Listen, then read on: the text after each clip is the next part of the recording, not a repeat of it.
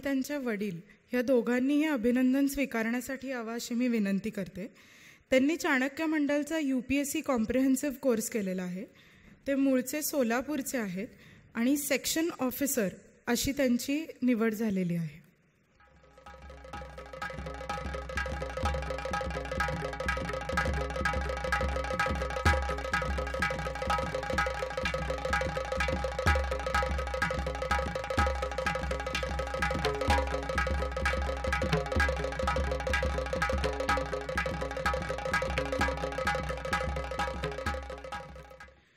BTech civil engineering असं त्यांचं शिक्षण आहे. मी त्यांना विनंती करते त्यांनी आपल्या सर्वांशी बोल.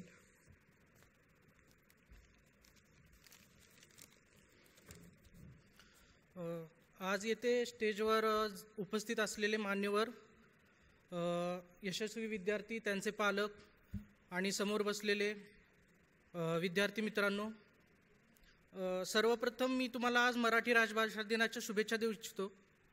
गेल्या वर्षी याच सुमारास MPSCचा रिझल्ट लागल्यावर मी त्या तिकडच्या कोपऱ्यात उभं राहून कोणत्या तरी क्लासचा कार्यक्रम होता तो पाहत होतो आणि तो चाणक्याचा नक्कीच नव्हता, कारण पहिल्या 3 जणांची भाषणं झाल्यानंतर सगळे उठून चालले होते. आणि त्यानंतर मग मी माझ्या मित्राला म्हणालो की आपल्याला जर इथे येऊन बोलायचं असेल तर पहिल्या 3तच यावं लागेल, पण ते आज काही शक्य झालं नाही. तरी पण बोलण्याची संधी मिळाली आज इथे, त्याबद्दल मी चाणक्य मंडल परिवाराचे आभार मानतो. कारण इथं येऊन बोलणं हे तिथे बसून बघणाऱ्यांचं एक स्वप्न असतं. ते इथे आल्यावरच आज मला कळलं की ह्यात किती मोठी भव्यता आहे. सर्वप्रथम हे जी पोस्ट मिळाली आहे ती हे यश आहे ते मी माझ्या आईला समर्पित करतो. कारण ती आज आपल्यात नसली तरी ती मनाने नेहमी माझ्यासोबत असते, जिने मला घडवलं. आणि माझे वडील, ज्यांच्या शिस्तीमुळे मी बिघडण्यापासून वाचलो, या दोघांचाही या यशात खूप मोठा वाटा आहे. माझी आत्या, जिच्या घरी राहून मी पुण्यात इथे प्रिपरेशन केलं, माझा आत्ते भाऊ. त्याचं विशेष सांगायला पाहिजे की माझी आई गेल्यावर त्याने मला 7व्या दिवशी लायब्ररीत नेऊन बसवलं की तुला हे करायचं आहे, तुला घरी नाही बसायचं. त्यामुळेच मी आज इथवर पोचलो आहे. माझी आजी, माझे छोटे भाऊ, या सगळ्यांचा या यशात खूप मोठा वाटा आहे. आणि last but not least, Chanakya Mandal Parivar आणि अविनाश धर्माधिकारी सर.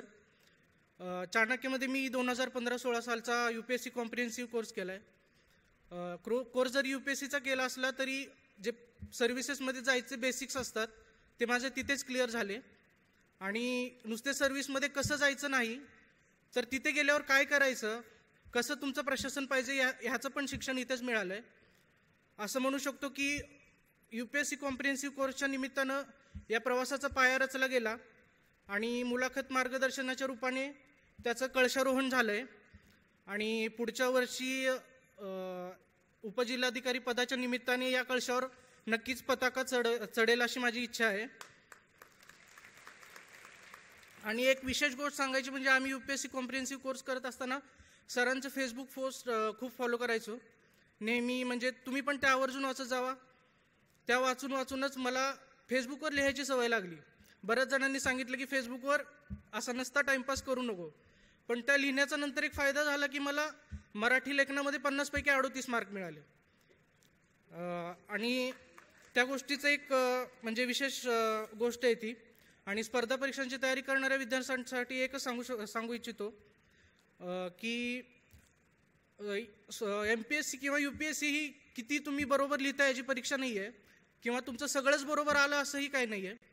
तर तुम्ही ज्या आधीच्या अटेम्प्टमध्ये ज्या चुका करतायत त्या जास्त सुधारणं तुम्हाला जास्त गरजेचं आहे. अनुभवातनं शिकणं जे आपण म्हणतो, आज आपण माणूस आणि संगणक यात एकच डिफरन्स करतो की संगणकाला अनुभवातून शिकता येत नाही, पण आता आर्टिफिशियल इंटेलिजन्सच्या निमित्ताने ते पण आता शिकतायत. तर त्यामुळे संगणकाच्या जर पुढे आपल्याला जायचं असेल तर मग आपली ही जी कॅपॅसिटी अनुभवातून शिकण्याची ती खूप वाढवली पाहिजे. म्हणजे एक चूक म्हणजे एक पूर्ण वर्ष असते MPSCचं, त्यामुळे त्या चुका टाळणं हेच MPSCच्या पदापर्यंत पोहोचण्याचा मार्ग मला वाटतो. शेवटी एक कविता आहे मी केलेली, त्या कवितेने मी माझ्या मनोगताचा शेवट करेन. मनगटात शक्ती असावी, मेंदूत हुशारी असावी, मनात जिद्द असावी, डोळ्यात नम्रता असावी, हृदयात निष्ठा असावी, चेहऱ्यावर हास्य असावे, शब्दात विनोद असावा आणि लेखणीत सुविचार असावेत. आणि या सर्वामुळे एक दिवस अशी कमाल व्हावी की सुरुवात जरी तिथे असेल तरी शेवट मात्र इथे व्हावा. धन्यवाद. जय हिंद, जय महाराष्ट्र.